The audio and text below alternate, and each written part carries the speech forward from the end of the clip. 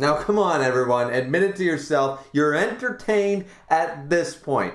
For God's sakes, you are. Pun not intended there. Wow, I just did that. But yo, it's Griever back here bringing you guys episode 5. Episode 5 of Record of Ragnarok review. So let's get underway with a few things because I know a few key things. Personally speaking, liked most of the episode. Will admit, heavier use on stills than the previous 2 episodes, so we're sort of jumping in between where it sort of, I guess, matters somewhat, but I can see that flaw. So like the last episode review, we'll start with a couple of things that I think people won't like or things that I personally didn't like. For the most part, once again, we went back to a heavy use of crowd stills with just motion lines. I will admit that is a flaw. They do that way too much. I don't mind when they actually have the crowd involved and yelling and stuff like that, but if they're going to show the same like 8 shots of humans, gods, humans, gods, humans, gods, like you gotta mix it up and you gotta at least give some more detail. They're the least detailed stills and they keep using them again and again and again with very little motion other than sometimes some mouth flaps or some motion blur. So I will admit that is a bit of an issue, and it's here in this episode, but it's an issue for the series, but I don't think it really takes away like a huge amount of points or anything. I'm just like, okay, I noticed it. It is a flaw. They should have done that better. Fine. Okay. The other thing that I know that people are going to complain about, because once again, I did do a list. Just like last episode, I did a list of all key points and stuff. What I've been doing now is I watch the episode, then I watch it again, and I do my points, because I don't want to, like sometimes I might write something down really quick, but I want to enjoy the series, because so far, 5 episodes in, I love this. I think it's really, really good. I think it's a solid 7 or 8 series so far. 7 to 8, I think that's fair. 7.5, let's go in the middle. It's a 7.5 out of 10 series for me right now. But I'm just really enjoying it because I love the story. But let me see. What was the one thing? Oh, here's the thing that some people are probably not going to like. Here's the one thing, is the Hermes CGI. Now, why don't we just get that out of the way so we can talk about all the great parts, which actually I would argue the better parts. I love Adam versus Zeus. Adam versus Zeus is up there with my 2 top favorite fights in the entire series, bar none. They're definitely my 2 top favorite fights. Round 2 and round 4 are my favorites. Now, that being said, the best part of this episode was in the first 9 minutes before we even knew it was Adam. I'm being serious. So, but anyways, let's talk about the Hermes CGI so we can get to all that good stuff and why I think that. Some people are going to hate the Hermes CGI. And you know what the funny thing is? It's going to be the same people that complained about the animation quality and the animation, the lack of animation, or it's not good animation. If this isn't, like, I admit there's a lot of stills and stuff, but when the scenes are animated, what's wrong with the animation? Like I really wanted to sit someone down. I'd love to have like a crowd of like 10 of these people and just sit down and go, okay, so Thor moved his hammer. And it was a fluid motion, and then he came crashing down with it. What was wrong? Like, how is it badly animated? That's sort of what I want to know, because I just don't see it, guys. Maybe I'm with blinders on here, like a horse sort of idea, with the focus, but I just don't see it. I don't see when it is animated, it's perfectly decent animation. It's solid. It's above average. It's not God tier, but it's above average. So, the funny thing about I say all this to say that the problem is that the Hermes CGI actually looked really good. As far as, yes, you could tell it was CGI, and what I liked is they cut in between with some very well done moving stills, moving animations and stuff of Hermes in 2D, and they switched between him in 3D doing the thing. What they probably did that for, they probably did motion capture, guys. They probably had somebody actually doing the motions with some, the stickers on and everything, and then they 3D captured it. That's why I'm assuming that he's 3D, because the shots that he's 3D, he's really playing the violin. And he's shot with the violin in it, he's playing it 3D. Even in the shot that some people are going, this is kind of weird, where Hermes is there in 3D and Zeus is there in 2D and they're in the same shot. It's like, why wouldn't Hermes be in 2D? Because I think they legitimately probably did something around, at least that's my ballpark estimate as to why it's done that way. But honestly, I think it looks really clean. I think it looks really good, and it doesn't look so different. Like, oh my god, like the color schemes are completely different, or he doesn't even look like Hermes or anything like that. I'm like, no, this looks like exactly if I were going to play Shimatsu no Valkyrie, the video game, and Square Enix were to make the goddamn cutscenes, this is what I was going to see. So I'm just sitting there like, okay, this is what we're doing, this is what we're going. So the Hermes CGI did not bother me, but I can understand that it does bother some people. A lot of people don't like CGI for some weird reason. People don't like CGI in their animes. When it's done right, which I think this was, I love the violins being in 3D. I love all the musical notes going through. I thought it was a very well done scene, way beyond what I expected the scene to look like. Far different, the nighttime aesthetic, the fireworks, all that stuff. I just really, really liked the scene myself. But I can see why the CGI would be off-putting to some people. So I'm not going to like give a point or take away a point, but I can see can you guys at least see the irony that the same people complaining about poor animation are probably the same people are going to be the loudest voices complaining that, oh my god, Hermes was CGI. Was it good? Yes. Was it fluid? Yes.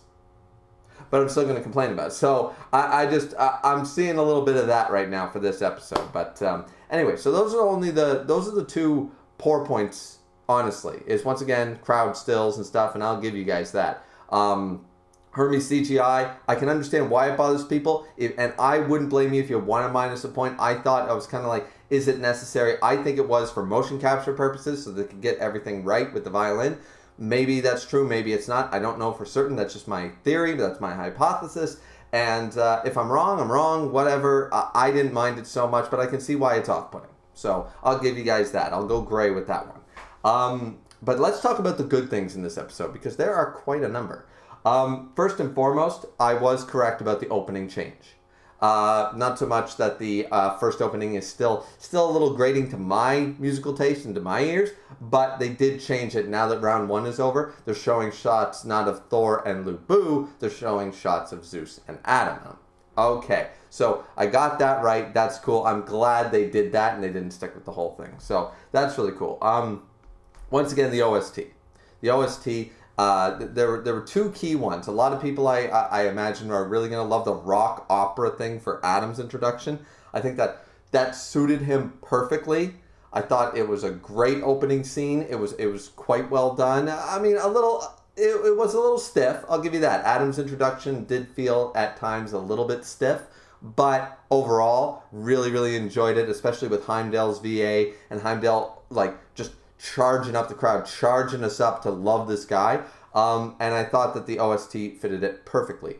The other OST, and this is the main thing I want to get into, is the OST that...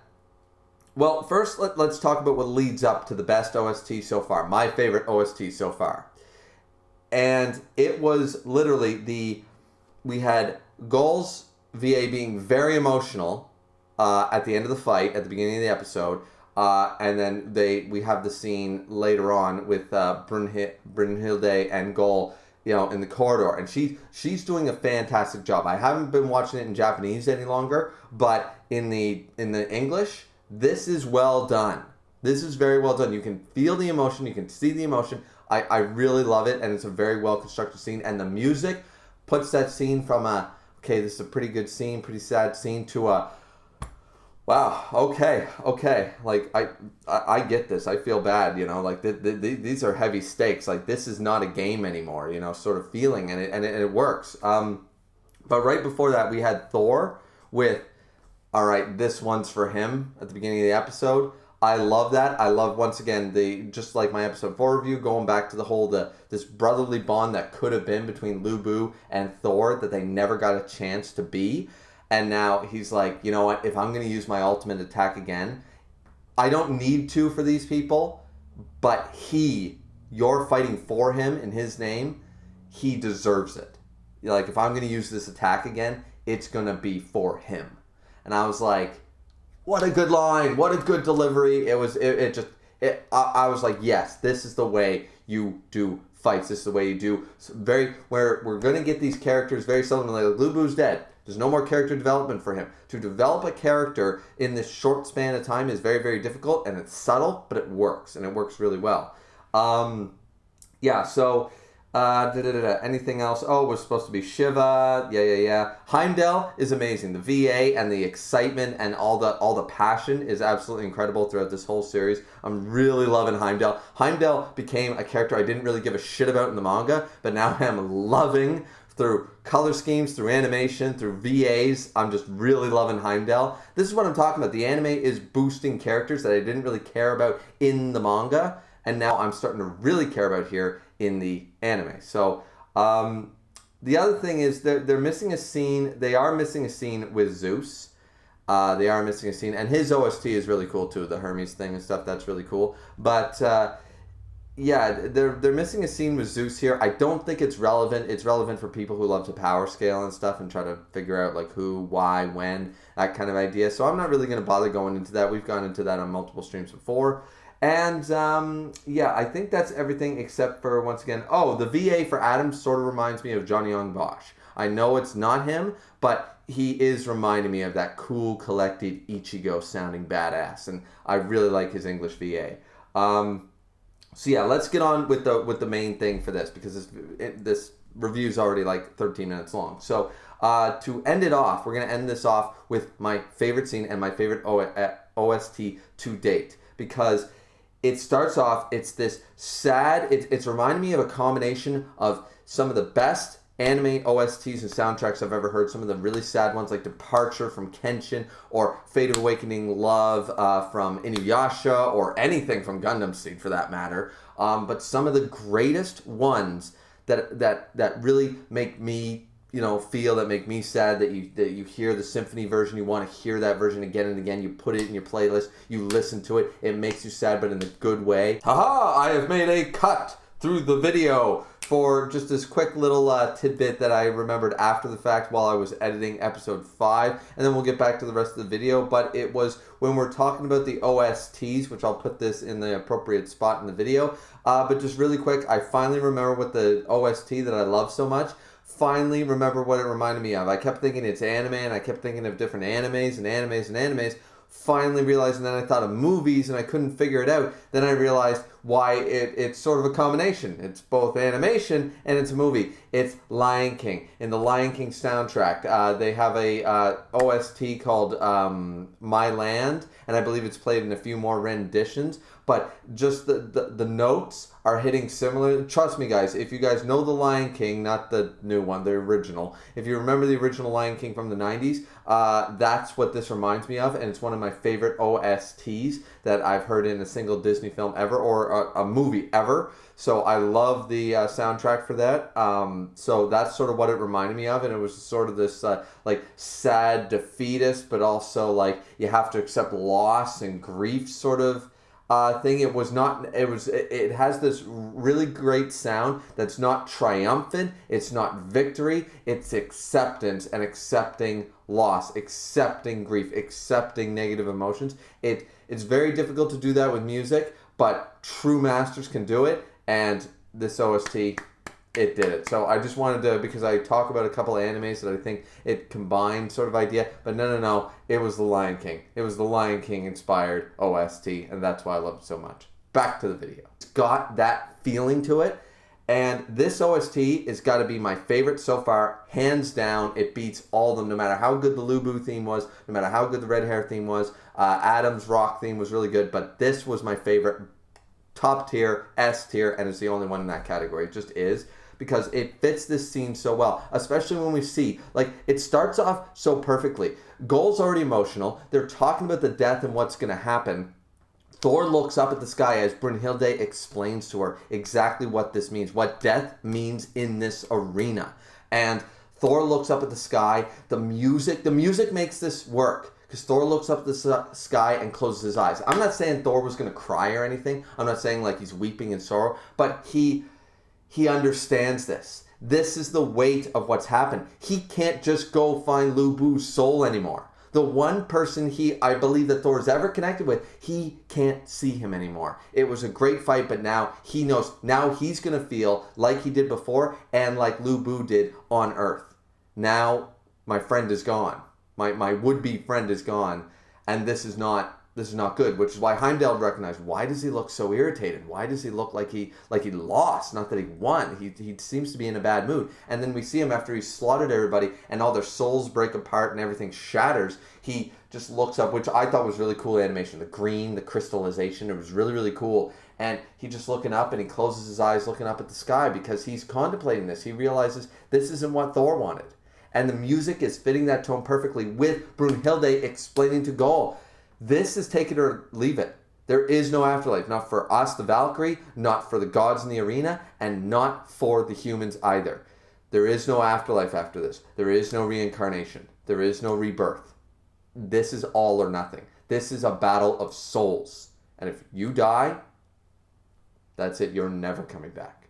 And it's just like, because at first you think, okay, they're pulling out everyone from history and these are all the gods and stuff. Everybody's immortal. Sure, people might die, but I'm sure they can be in, regardless what religion you follow or what mythology, at the end of the day, it can't happen. It was this incredible, incredible scene, and Gull's, the emotional VAs of Brunhilde, and especially being like very cold and callous and then getting angry, and Gull just breaking down and go, is all of this damn shit worth it and all this stuff? And she's breaking down the emotion. Her voice cracks. It's so good. And that OST just bumps this scene from like a solid 7, 8 out of 10 to a 10 out of 10 scene. It's probably my favorite scene so far in the entire show. It was so good. And then Brunhilde gets mad, like, what's the point? Blah, blah, blah. And she says, like, why don't we just give in and stuff? Like, do you think that tears are going to help us defeat them? Do you think breaking down and crying is like...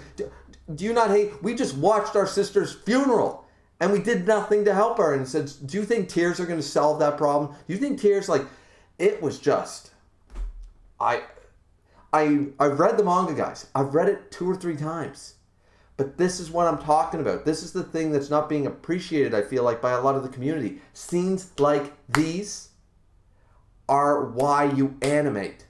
This is what we needed. We needed the movement. We needed the VAs. We needed the soundtrack. If the VAs and the soundtrack sucks, yeah, then the anime doesn't matter. It could be Demon Slayer level animation and it would still be crap. Okay? That's just a fact. If it's terrible OSTs and terrible VAs, it's not going to make an emotional scene better.